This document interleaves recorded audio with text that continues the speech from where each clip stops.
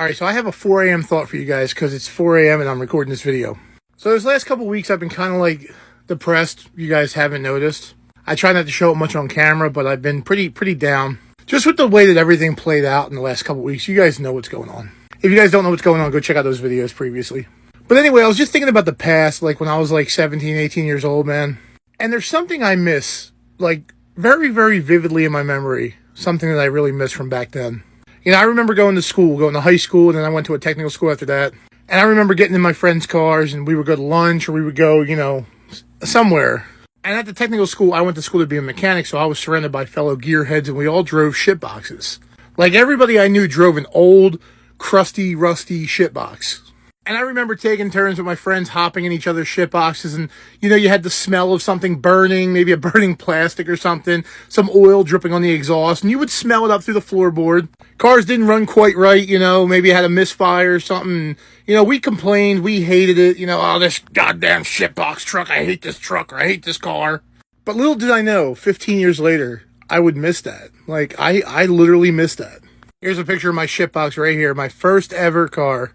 It was a 1995 Jeep Cherokee XJ, two-wheel drive. It was a piece of shit. It ran horrible, but I loved it. I loved every minute of driving this Jeep. And at the time, I didn't realize it. At the time, I hated it. I wanted a truck. I wanted something cooler, something, you know, just louder and had more power. But I'll always remember this little Jeep, man. Look at this mud. Like, I took this thing wheeling with two-wheel drive. Never had a problem. It was insane. It only had 139,000 miles on it, which is actually less than my Fusion has now. So that's kind of crazy.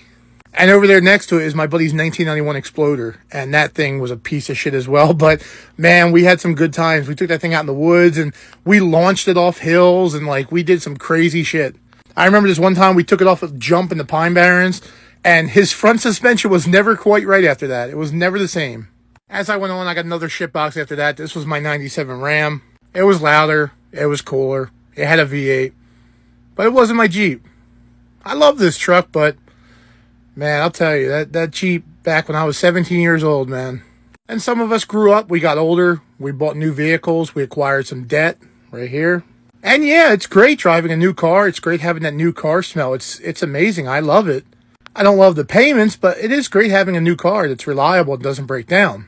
But at the end of the day, I'll never forget that Jeep. That Jeep will always be a part of me. All the memories we had in the woods, all the memories we had at school, all the memories that we accumulated. I'll never forget that old shitbox, man. And if I had a time machine, I would go back. I would get rid of all these new cars. I would go back to my old shitbox. Thanks for watching, guys. Peace.